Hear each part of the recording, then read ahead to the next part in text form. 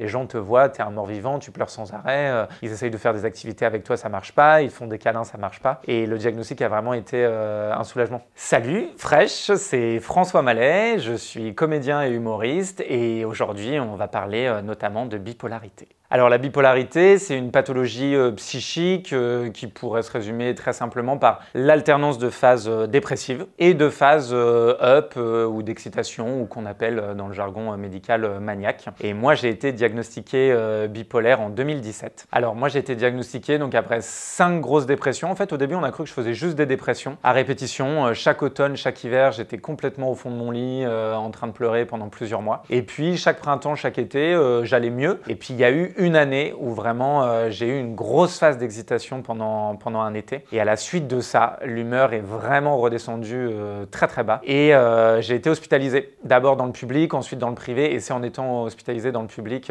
dans un centre expert bipolaire, parce que je commençais à avoir des suspicions un peu à ce niveau-là, qu'au bout de 2-3 semaines, en observation, le corps médical m'a dit « Bah écoutez, monsieur François Mallet, vous êtes cyclotimique, donc c'est-à-dire une forme atténuée de bipolarité. » Je suis un peu un bipolaire petit joueur. Ouais, je me souviens des grosses larmes de soulagement parce qu'en fait, ça faisait 5 ans que je souffrais comme pas possible, sans pouvoir mettre des mots sur ce qui m'arrivait. Ça a été très dur, ça a été très dur pour ma maman notamment, elle m'a énormément accompagné là-dessus. Mes amis. En fait, il y a un moment où les gens se sont trouvés complètement démunis, c'est-à-dire que j'étais pas du tout dans quelque chose d'agressif. Je faisais pas porter mon malheur aux gens qui m'entouraient, mais en fait, ça a forcément des répercussions. Enfin, les gens te voient, t'es un mort-vivant, tu pleures sans arrêt, ils essayent de faire des activités avec toi, ça marche pas, ils font des câlins, ça marche pas. Et le diagnostic a vraiment été un soulagement. Pour les phases dépressives, moi, ça a toujours commencé par les mêmes symptômes, à savoir le sommeil perturbé, avec grosse sensation de fatigue le matin et pas envie de se lever surtout, et la gorge un peu nouée. C'est-à-dire que tout de suite, je sens que c'est serré un petit peu ici, j'ai moins d'appétit. Et pour les phases maniaques d'excitation,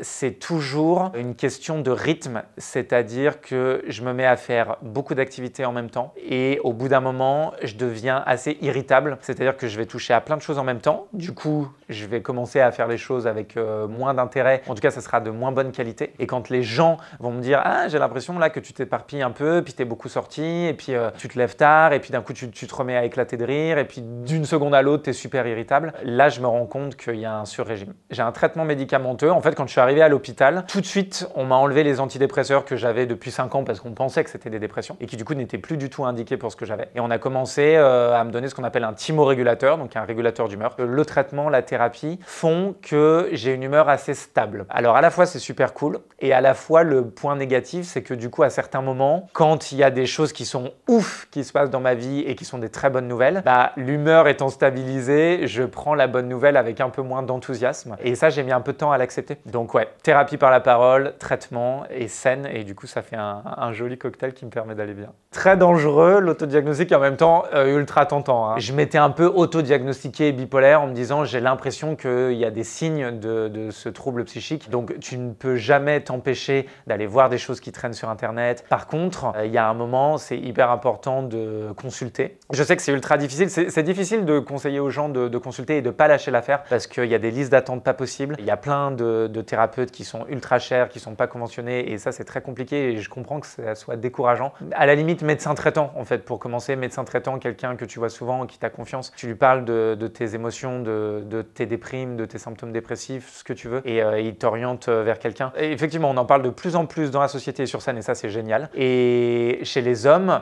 je crois tout simplement que en fait, c'est tellement compliqué de tomber les masques. Et une fois que les masques sont tombés, tu te rends compte en fait que les hommes, bah évidemment, ont plein d'émotions comme tout le monde et sont prêts à en parler. Mais j'ai l'impression que entre hommes, il y a un peu ce truc de si personne fait le premier pas, on est capable pendant très longtemps de faire semblant que tout va bien. N'ayez pas peur de parler de ce que vous avez. Je crois que les gens sont maintenant vraiment de plus en plus à l'écoute. C'est pas facile tout le temps, c'est pas facile avec tout le monde, mais il y a de la place pour les émotions, il y a de la place pour la sensibilité. Il suffit de faire ce tout petit premier pas qui est compliqué, mais qui est tellement gratifiant pour la suite. Tellement gratifiant.